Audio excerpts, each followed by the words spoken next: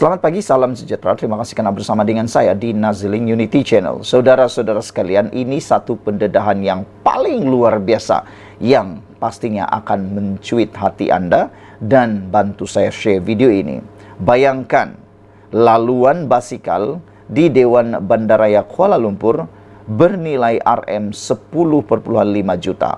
10,5 juta.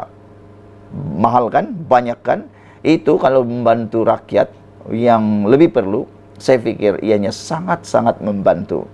Ini menarik perhatian seorang ahli parlimen dan lalu beliau mempersoalkan proyek laluan basikal Dewan Bandaraya Kuala Lumpur DBKL yang bernilai 10,5 juta tersebut. Apa cerita? Apa kes? Proyek laluan basikal dan laluan pejalan kaki Dewan Bandaraya Kuala Lumpur DBKL yang sedang dijalankan di Kepong mendapat perhatian daripada ahli parlimennya Lim Lip Eng.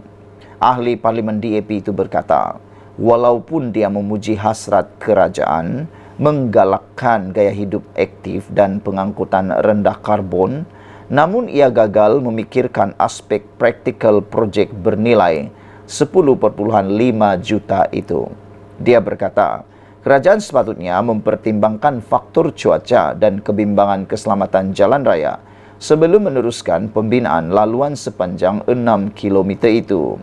Di Kuala Lumpur, cuaca sangat panas. Anda berpakaian kemas dan memakai minyak wangi. Tetapi sebaik sahaja Anda menunggang basikal ke tempat kerja, Anda berpeluh, kata beliau. Tiada siapa yang mahu berbuat demikian, kata Lim lagi. Dia memberi contoh, seorang kaki tangannya yang boleh berjalan kaki ke pejabat dalam masa 15 menit. Tetapi sebaliknya menggunakan perkhidmatan e-hailing, dia hanya berjalan kaki pulang selepas kerja. Saya bertanya kepadanya, mengapa? Dan dia berkata, berjalan ke pejabat membuatnya dia berpeluh, kata Lim. Mungkin gaya ini mungkin ditiru sebagian daripadanya ialah cara hidup di Jepun yang suka berbasikal dan berjalan kaki. Tetapi harus kita ingat, di Jepun cuacanya sejuk. Di Jepun cuacanya tidak seperti di Kuala Lumpur. Jadi, walaupun mereka berjalan kaki atau menaiki basikal, mereka tidak akan berpeluh terlalu kuat. Jadi, ini tidak akan mengganggu mereka di tempat kerja. Bayangkan Anda berbasikal berjalan kaki ke tempat kerja pada awal pagi, sampai ke tempat kerja dah berpeluh-peluh, berbau pula. Selesai lagi bekerja. Dan boleh juga menyediakan laluan tersebut pada pandangan saya. Walaupun mungkin netizen atau pekerja boleh memakai pakaian sukan sehingga sampai ke tempat bekerja dan boleh menukar pakaian, menyalin pakaian tersebut. Tetapi perlulah dipertimbangkan, disediakan bilik khas untuk mandi, bersiap dan mungkin loker untuk menyimpan pakaian kerja para pekerja tersebut. Mungkin itu jalan penyelesaian yang terbaik. Lim juga membangkitkan kebimbangan mengenai kesesakan atau keselamatan lalu lintas. Walaupun dengan lintasan zebra, pemandu Malaysia sering mengabaikannya dan tidak akan memberi laluan kepada pejalan kaki. Sama ada rancangan ini akan menjadi gajah putih atau pembaziran dana awam, orang ramai boleh menjadi saksi, katanya lagi. Lim turut menyoal kos pembinaan projek itu yang tinggi. Anda boleh membuat pengiraan sendiri. 10 juta dibahagi dengan 6 km, ia satu pembaziran wang. Menurut Lim, DBKL telah meluluskan 21 projek di Kepong, antaranya membina laluan pejalan kaki dan basikal. Kuala Lumpur ada 10 kawasan pilihan raya. Jika setiap kawasan mempunyai rancangan yang sama, berapakah jumlah wang RM 10,5 juta kali 10 itu soalnya? Lim berpendapat menteri berkenan atau perancang bandar tidak mengadakan sesi penerangan dan mendapatkan maklum balas awam sebelum meneruskan projek itu. Saya tidak tahu menteri, datuk bandar atau pegawai mana yang buat, kata beliau. Adakah mereka melibatkan pengguna jalan raya seperti peminat basikal dan persatuan penduduk apabila mereka mencadangkan rancangan itu, kata beliau lagi. Adakah mereka berunding dengan mereka sebelum melaksanakan rancangan 10,5 juta untuk sepanjang 6 km ini? Soalnya lagi. Lim berkata demikian Semasa sidang media pagi tadi di tapak projek berkenan yang turut sama menjemput kehadiran pegawai DPKL dan perunding projek untuk memberi maklum balas. Pegawai DPKL itu menjawab, pembinaan bermula pada September tahun 2022 dan dijangka selesai siap pada 21 Disember tahun ini untuk tempoh 1 tahun 3 bulan. Lim turut meminta pegawai berkenan memberikan maklumat terkini mengenai status dan kemajuan projek itu kepada media. Pegawai itu yang enggan dinamakan menjelaskan laluan sepanjang 6 km itu dibahagikan kepada 3 bahagian. Bahagian pertama melibatkan segmen 2,3 km bermula dari Jalan 11E, Kampung Melayu. Segmen kedua sepanjang 1,7 km melalui Jalan Metro Perdana Barat di Kepung Baru. Segmen ketiga pula sepanjang 2 km menghubungkan ke stesen MRT Kepung Baru. Bagaimanapun, projek itu hanya menyediakan laluan pejalan kaki dan basikal di kedua-dua belah jalan dalam segmen kedua. Bagi segmen pertama dan ketiga, laluan akan dibina hanya di sebelah bahagian jalan sahaja. Pegawai itu juga berkata projek itu kini 65% siap, manakala baki 35% dijangka siap menjelang akhir tahun ini. Menjawab soalan Lim mengenai mengapa tiada papan tanda untuk membezakan antara basikal dan laluan pejalan kaki, pegawai itu berkata, isu itu akan diselesaikan apabila projek itu siap. Memandangkan projek itu sudah lebih separuh siap, Lim mencadangkan supaya DPKL mempertimbangkan untuk menanam pokok-pokok di kedua-dua belah laluan atau membina atap teduhan. Siapa yang mahu menunggang basikal sambil terdedah kepada matahari, soal beliau lagi. Cadangan untuk membuat atap di laluan dan ataupun menanam pokok di laluan itu adalah satu cadangan yang amat terbaik.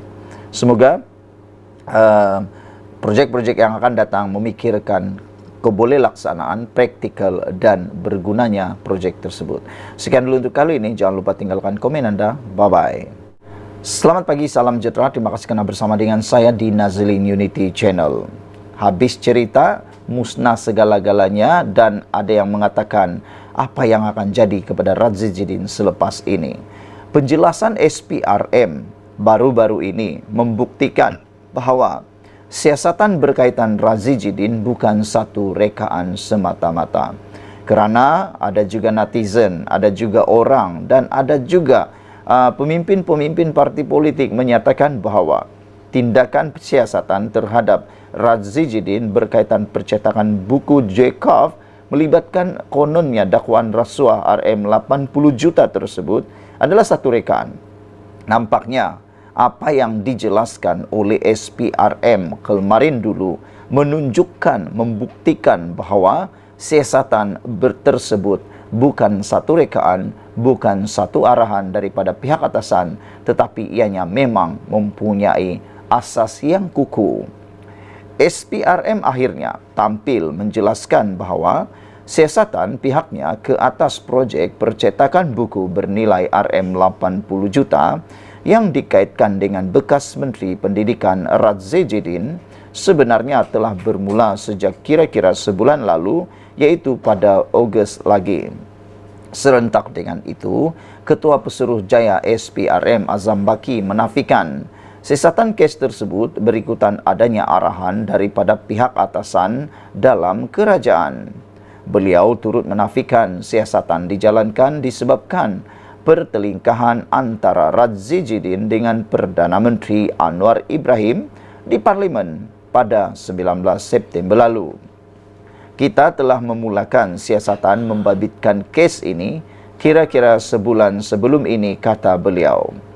Laporan yang dibuat oleh sekumpulan individu baru-baru ini hanya maklumat tambahan yang boleh diambil kira SPRM, katanya sebagaimana dipetik daripada sebuah portal. Setakat ini, 5 saksi telah diambil keterangan oleh SPRM bagi membantu siasatan berhubung projek percetakan buku itu. Kesemua keterangan saksi itu diambil selepas 2 individu termasuk bekas setiausaha politik Radzi Jidin ditahan SPRM pada 22 September lalu. Selain Radzi Jidin sendiri dijangka akan dipanggil oleh SPRM dalam masa terdekat ini untuk membantu siasatan, Beliau dalam sidang medianya juga menyebut siasatan berkaitan kes tersebut adalah berikutan kejadian di Parlimen pada 19 September lalu itu. Banyak pihak pro-PN tidak terkecuali turut bertanggapan yang sama, yaitu siasatan tersebut sebagai tindak balas Anwar terhadap Razzi selepas kedua-duanya bertelingkah di Parlimen. Tetapi dengan penjelasan SPRM bahawa siasatan sebenarnya telah bermula sejak Ogos lagi, bermakna segala tohmahan dan fitnah jahat buruk yang disebarkan selama ini adalah tidak benar sama sekali. Kalau ikut logik pun, memang tohmahan dan fitnah jahat buruk itu semua yang jijik itu, yang cuba mengaitkan siasatan SPRM itu sebagai misi balas dendam atas insiden di Parlimen, sesuatu yang tidak masuk akal langsung untuk difikirkan. Ini kerana penahanan bekas setiausaha politik Razzi Jidin bersama seorang ahli perniagaan dilakukan SPRM pada 22 September, manakala insiden pertelingkahan Razzi Jidin dengan Anwar berlaku 3 hari sebelum itu, iaitu pada 19 September. Di mana logiknya dalam tempoh hanya 3 hari boleh dicipta atau direka sesuatu kes terhadap Razzi Jidin. Sudah tentu sebab utamanya ialah kes memang sudah ada dan sedang dalam siasatan SPRM. Cuma penahanan bekas pegawainya yang berlaku 3 hari selepas pertelingkahan di Parlimen itu adalah sesuatu kebetulan semata-mata. Jika tidak berlaku pertelingkahan di Parlimen pun pada 19 September itu dan memandangkan siasatan telah dimulakan sejak Ogos lagi, penahanan 2 individu berkenan pada 22 September barangkali tetap akan berlaku juga. Tetapi amat mustahil untuk mewujudkan suatu kes semata-mata kerana berlakunya insiden di Parlimen pada 19 September dan kemudian melakukan penahanan pada 22 September. Apapun, jika tiada rasuah, tiada salah guna kuasa dan tiada penyelewengan berlaku, jangankan sebagai menantu ulama besar, orang kecil di tepi jalan pun tidak perlu berasa atau walau sedikit pun rasa cemas dan takut untuk menghadapinya. Lawanlah dengan bukti dan fakta, baik ketika proses siasatan atau ketika di mahkamah nanti. Anak ulama, menantu ulama, bahkan ulama sendiri pun tidak otomatik terlindung daripada melakukan dosa, maksiat serta kesalahan. Ditulis oleh Sabuddin Husin, 27 September 2023. Sekian dulu untuk kali ini. Jangan lupa tinggalkan komen anda, tekan butang subscribe. Kita jumpa lagi. Bye-bye.